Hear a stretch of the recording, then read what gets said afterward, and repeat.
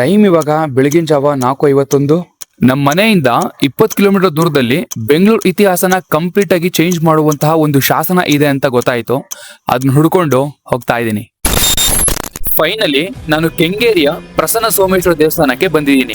ನೋಡೋಕೆ ಒಂದು ಸಾಮಾನ್ಯ ಕಲ್ಲಿನ ತರ ಇದೆ ಅಲ್ವಾ, ಆದ್ರೆ ಈ ಕಲ್ ಮೇಲೆ ನಮ್ಮ ದಕ್ಷಿಣ ಭಾರತ ಇತಿಹಾಸದ ಮೋಸ್ಟ್ ಪವರ್ಫುಲ್ ಎಂಪರರ್ಸ್ ಅಲ್ಲಿ ಒಬ್ಬರ ಹೆಸರಿದೆ. ಅವರೇ ರಾಜೇಂದ್ರ ಚೋಳ 1. ಈ 1ನೇ ರಾಜೇಂದ್ರ ಚೋಳ ಯಾರು ಗೊತ್ತಾ? ತನ್ನ ಸೇನೆನ ಬೆಂಗಾಲ್, ಶ್ರೀಲಂಕಾ ಮತ್ತು ಸೌತ್ ಈಸ್ಟ್ ಏಷ್ಯಾ ತನಕ ಕರ್ಕೊಂಡು ಹೋಗಿದಂತ ವ್ಯಕ್ತಿ. ಆದ್ರೆ ಇವತ್ತು ಅವರ ಹೆಸರಿರುವಂತ ಒಂದು ಶಾಸನ ಬೆಂಗಳೂರಿನ ಕೆಂಗೇರಿನಲ್ಲಿ ಸಿಕ್ಕಿದೆ. ಆದ್ರೆ ಈ ಇನ್ಸ್ಕ್ರಿಪ್ಷನ್ ಏನ್ ಹೇಳ್ತಿದೆ ಗೊತ್ತಾ? 1000 ವರ್ಷ ಹಿಂದೆ ಕೆಂಗೇರಿ ಯಾವುದೋ ಒಂದು ಚಿಕ್ಕ ಹಳ್ಳಿ ಆಗಿರ್ಲಿಲ್ಲ.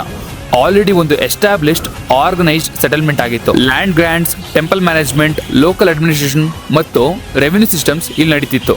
ರಾಜೇಂದ್ರ ಚೋಳ 1 ಭೂಮಿನ ಯಾಕೆ ದಾನ ಕೊಡ್ತಾ ಇದ್ರು ಗೊತ್ತಾ? ಟೆಂಪಲ್ ಮೇಂಟೈನ್ ಮಾಡಕ್ಕೆ, ಟ್ಯಾಕ್ಸ್ ಕಲೆಕ್ಟ್ ಮಾಡಕ್ಕೆ, ಪೂಜೆ ನಡೆಸಕ್ಕೆ ಹಾಗೂ ಲೋಕಲ್ ಇಕಾನಮಿನ ರನ್ ಮಾಡಕ್ಕೆ.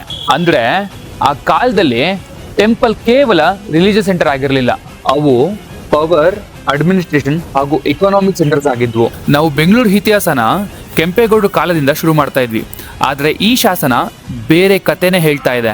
ಏನಂದ್ರೆ ಕೆಂಪೇಗೌಡರಿಗಿಂತ 100 ವರ್ಷ ಹಿಂದೆನೆ ರಾಜೇಂದ್ರ ಚೋಳನ ಅಥಾರಿಟಿ ನಮ್ಮ ಬೆಂಗಳೂರು ಮೇಲೆ ಇತ್ತು ಅಂತ.